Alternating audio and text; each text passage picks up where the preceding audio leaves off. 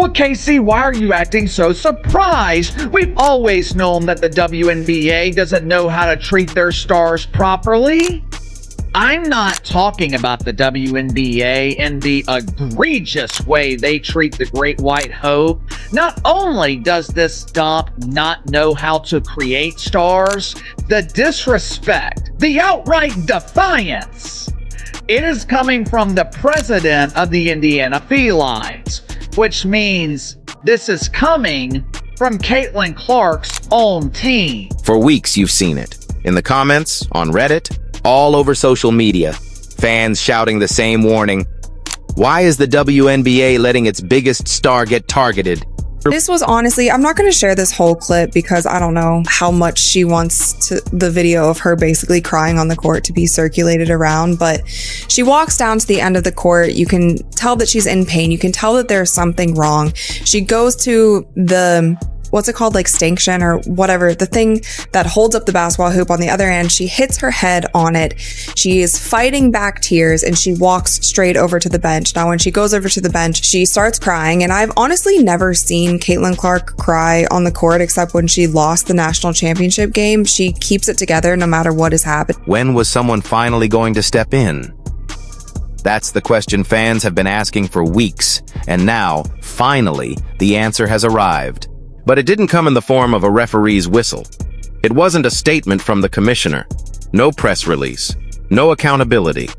Instead, it came in the cold, unflinching form of a number, 48%. That's how far ticket prices for the WNBA All-Star Game crashed the moment Caitlin Clark's injury was announced. Not 10%, not 20%. No, 48% wiped out overnight. This wasn't just about a hard foul from Jacy Sheldon anymore. This became a multi-million-dollar disaster that tore the lid off the league's priorities. Because in that moment, the league wasn't forced to act because of player safety or fair play. They were forced to act because the money dried up. That 48% drop didn't just measure fan disappointment, it exposed the real motive behind the silence, the missed calls, the welcome to the league excuses. So now we connect the dots. The hit, the injury, and the financial meltdown happening behind closed doors. If you're ready for the truth the league hopes you ignore, the story they don't want going viral, stick with us.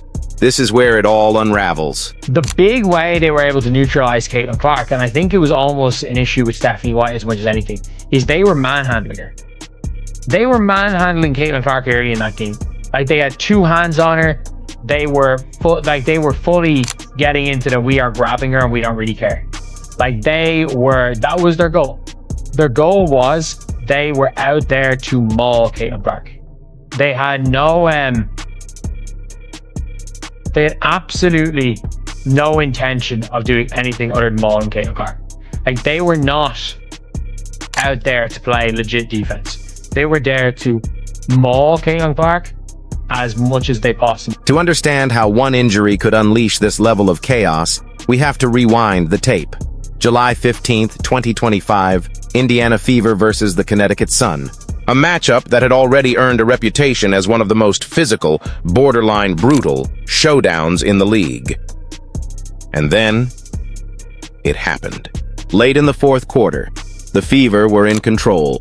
Caitlin Clark, ever the playmaker, threads a slick backdoor pass to a teammate. Classic Clark, eyes in the back of her head. She turns to sprint up court and then, boom! A jarring collision with Connecticut's Jacy Sheldon. From a distance, it might have looked routine, but in that split second something went wrong, and everything changed. She slowed, grimaced, and then she walked toward the baseline. Alone. No camera cutaway, no over-the-top theatrics, just raw, unfiltered emotion. And then it happened. She broke down, right there on the court, in front of teammates, in front of cameras, in front of the entire country. And if you followed Caitlin Clark even a little, you know, that never happens. This wasn't just about a single hit. This was the breaking point. The culmination of months of physical punishment, relentless contact, ignored fouls, and mounting pressure. Her body had been absorbing it all silently, until it couldn't anymore. And then came the fallout. The very next day, The worst fears of fans and the league itself were confirmed. Not in a carefully worded team press release. No, the news broke live on national television. Caitlin Clark is out of the All-Star game and out of the three-point contest. Just like that, the face of the league's biggest weekend was gone. The same player who pulled in a record-shattering 1.3 million fan votes, the most in WNBA history, was suddenly sidelined. This wasn't just any athlete missing a showcase. She wasn't just in the game. She was the game. Caitlin Clark was set to captain, headline, and completely own the weekend in Indiana. Gets pushed around, thrown to the floor during games, and teammates are standing there just looking, not doing anything. Sophie Cunningham will do something. While other players get a microphone put in front of them, doing their media interviews, while they regurgitate the same nonsense, the same word salad that Stephanie White lies says, Sophie Cunningham will say, no. Let's rewind to June 17th. Same team, the Connecticut Sun, and the same script. Physical, targeted, ugly. That night, Jacy Sheldon poked Caitlin Clark in the eye. Seconds later, Marina Mabrey came charging in and shoved Clark to the floor with force that had nothing to do with basketball. It wasn't subtle. It wasn't hidden. It caused an on-court confrontation that went viral. Clips all over Twitter, Instagram, SportsCenter. Everyone saw it. Fans, players, analysts, the league. And what did the WNBA do? They released a statement admitting that referees had lost control of the game, that critical fouls were missed. Let that sink in. The league itself admitted failure, a full month before Clark's injury. They saw the fire and still chose not to put it out. After that June 17th game, the league finally responded, but what they admitted was shocking. In an official statement, the WNBA acknowledged that the referees had lost control of the game. Let that sink in. The league itself publicly admitted that its officials weren't capable of protecting the players, a full month before Caitlin Clark's injury. This wasn't just an oversight. It wasn't bad luck. It was a calculated risk, one they chose to take despite all the warning signs, even if it meant putting their most valuable player in harm's way. And when the league failed to act, Clark's inner circle stepped in. Her head coach, Stephanie White, didn't hold back. She called it like she saw it. Everybody in this league is getting better, except the officials. She went even further, revealing that she had warned the referees in the first quarter of that same June game that things were getting out of hand. She predicted it, and no one listened. Then came the final straw. After Clark's injury in July, her brother, Colin Clark, posted a raw, now-deleted tweet that summed up what so many were feeling. Make no mistake, this is on the reffing. The fact that it was deleted almost said more than the tweet itself. It suggested that behind the scenes, someone was working to silence a truth the league couldn't afford to have circulating. Make no mistake, this is on the reffing. That tweet from Caitlin Clark's brother was deleted almost as quickly as it was posted. And that deletion? It speaks volumes. It wasn't just a second thought or a mistake.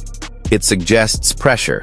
Maybe from the league, maybe from the team, maybe from agents or PR advisors. Someone didn't want that truth to stick. And this is where we enter the territory the WNBA really doesn't want anyone talking about. This is where we move from negligence to strategy. Because what if Clark getting hit over and over again wasn't just a failure of officiating? What if it wasn't a bug in the system, but a feature? What if the league allowed the hits, the fouls, the physical abuse, because it kept the attention on her? Because every scuffle, every shove, every headline kept driving views, clicks, and revenue? The league didn't just ignore the warning signs, they may have calculated the cost, and decided Clark's bruises were worth the buzz. The rumor swirling behind the scenes is that the WNBA made a calculated choice to downplay Caitlin Clark's stardom in an effort to promote league-wide balance. They wanted to show that the WNBA wasn't just the Caitlin Clark show, but a gritty, physical, competitive league where everyone was a star. A league that didn't revolve around one rookie, no matter how historic her impact. But that strategy? It just blew up in their face. Because that 48% drop in all-star ticket prices didn't just hurt, it spoke volumes. It told the league everything they were afraid to admit. Caitlin Clark isn't just another player. She's the product. She's the brand. She is the business.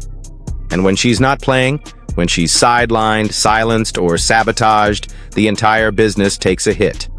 The views drop. The buzz fades. The money disappears. Whether they like it or not, the league runs through her now. And now, the numbers don't lie. That 48% drop wasn't just a wake-up call, it was a warning shot. Because the league just learned a truth they can't unlearn. Caitlin Clark's physical health is directly tied to the league's financial health. Her presence isn't just hype, it's revenue. Her well-being isn't just a storyline, it's stability. So what happens next? That's the real question.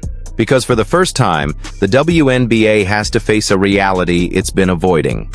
Protecting Caitlin Clark isn't just good ethics, it's smart business. They can't afford to pretend anymore. Not when the fans are watching.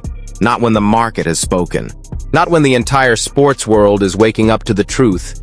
The illusion of balance, the narrative of everyone's a star, it just collapsed under the weight of one injury and one brutal number.